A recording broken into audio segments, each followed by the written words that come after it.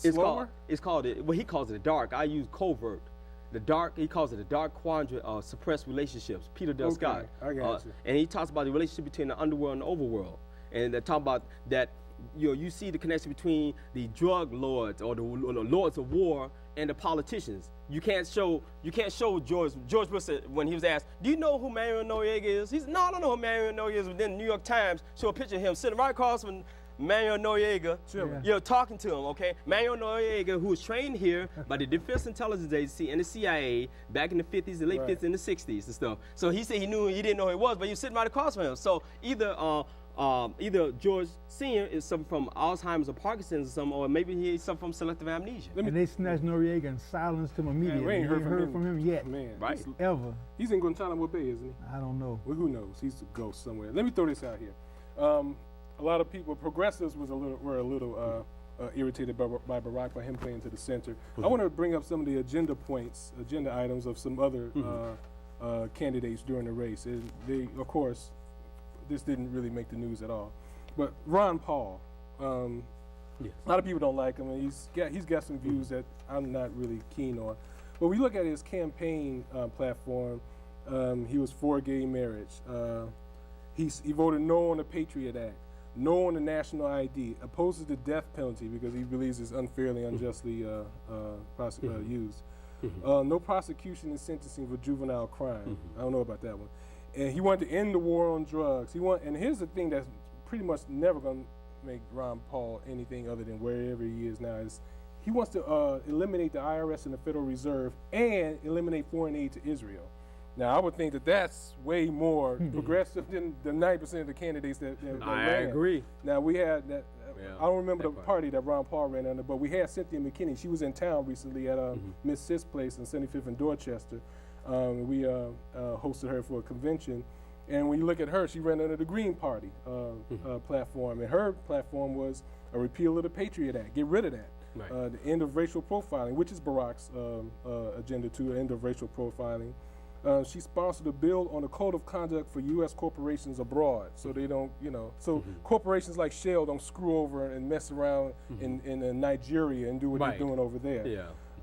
She wanted to end to the death penalty, the end to the war on drugs, and opposes Israeli occupation of Palestine.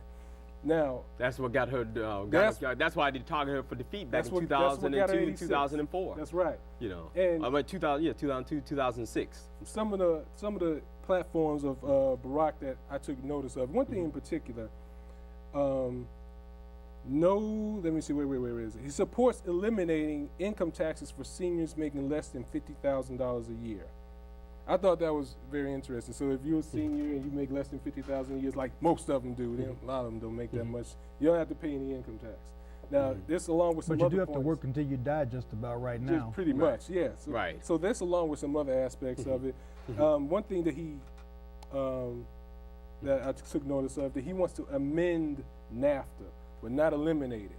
I know Ron Paul and some of the other alternate party candidates want to eliminate NAFTA. Yeah, I agree. They should eliminate it. Now, what can... so if Barack is talking about change, and I got a problem with that word in a political sense, it would seem that your agenda should match up with the change that is needed on the ground. And with him playing to the center, and I'm basing this on the people that's in his cabinet. Yes. NAFTA is a product of trilateralism. It's a product of Council on Foreign Relations thinking. That's all the people that's in his cabinet. That's going to be in his cabinet. Yes. So I mean, isn't this? Am I wrong? Am I the asshole? Is this a contradiction? On one hand, you want to bring about change, but on the other hand, you bring the same people who've been running this system over the past 30, 40, 50 years. Yes, I see what you're saying, and I think there is a contradiction. And I think that a number of things that that Barack can do is that if he's serious about change, he's going to have to get rid of some of the players, but he's not going to do it because if he wouldn't have gotten this far if he didn't play ball with these people who run the power structure, who power the ruling elite, the power elite. So he feels that in order to get where he is, he has to do this, and I think that And the only way he's going to be able to bring about real change is that if the people, the masses are organized. We have to get organized. We have to come up with a black agenda. We have to come up with also a working class agenda that speaks to the needs and aspirations of just regular, everyday working people. And he's not going to do that because he represents the interests of the ruling elite. It's been covered in blackcommentator.com, blackagendareport.com, counterpunchnewsletter.com, the electronicintifada.com, yourblackworld.com. I mean, I can go on and on. Allthingsmckinney.com. I mean, the information is out there. He is not going to do what make any changes because, see, to me, this thing like, that mantra, it's like a chant: hope, change. Yes, we can. Yeah, I mean that sounds like Bob the Builder. When I was watching, with my daughter, Bob the Builder. Bob the Builder. It was a Bob the Builder, and there was a yes, we can. I was like, did Obama never get that from Bob the Builder? I'm like, what is this? So that's what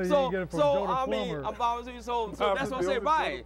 Joe Plumber, he got it 15 minutes already. So I don't want to take up a lot of time, but I think it's important that the people become informed, and also, here's the Chicago Sun-Times that the people will be interested in, trying to get. Family. And I think it's a collection of items, but also we have to hold people accountable. That's the point. Hold them accountable. It's okay to live, to be a part of euphoria and emotionalism and stuff like that. But when things settle down, it's time to go to work. So basically, we're gonna wrap up the show. Basically, what I want to say is that I myself, like Randy just said, I love Barack. I do. I love Barack. I love Michelle. I love the children. I love that image of that black family, that black man, that black woman, the black children. I love that. However, I just want black folks to calm down a little bit. Y'all are saying some of the most irrational. You're not thinking logically. You're not. It's kind of hard to talk to brothers and sisters when this emotionalism goes this high. When black folks, we just need to calm down. We got the slogans, yes we can, and change. And if he don't do nothing too soon, everybody gonna be mad as hell at him. Right. And black folks are gonna be brokenhearted. We did this show so we can put things in perspective, everybody. Like I said, we shot this on November 6th. It's gonna be out in the early part of December. I think you hit a perfect point, the right point. And this is my point. I believe, this is just me, I believe that Barack really sincerely wants to do something for the people, but he got the wrong people around him. Absolutely. And I'm going to say this on television. He got the wrong around him. I'm just going to say it. My point is that if this is going to be the test for you, black people, African people, Moorish people, whoever you want to call yourself, this is a test for you. Because what happens is, and I'm speaking specifically for those who represent this, we're going to have to spearhead this. This whole situation with Barack, when you see what happened with George Bush, one of the many reasons that made George Bush a sucky president is because the masses who blindly followed him didn't check him when he did dumb crap. If we don't get out of this emotionalism and stop with this zombie following of the Messiah and stop putting Barack on the iconic level of a Messiah, we do Barack a disservice. Because when he screws up and we're not in his face to tell him, to hold him accountable, that's y'all's fault. He's going to screw up because we didn't hold him in accountable. That's us. And all this other stuff that we're doing, this stuff's got to stop. It's a new day now. It's a new day now. We got to make this brother accountable. All those other excuses are gone. So with that, and in future shows, we're going to have an Obama watch. Future shows, we're going to have an Obama watch. Whatever he does in the news, the information, we're going to have the information, we'll have the knowledge for you and everything, among other topics that we talk about. But I want to thank you, brothers, for coming out. This is the first show we've done, RBG Extreme, Michael Jones, Randy Evans. I want to thank Sister Nzinga Nuomo, Afterwear. Thanks, Queen.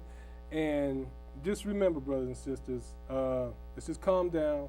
It's not about yes, we can. It's about wait and see. We're going to see. Let's just see what happens, and then we go with it from there. But if we don't hold this brother responsible and hold him accountable, whatever happens, happens. He's going to turn out to be a bad president like George Bush based on the people that surround him. We don't want that for him. Organize. United and organized. Thanks a lot, everybody. Uhuru. So,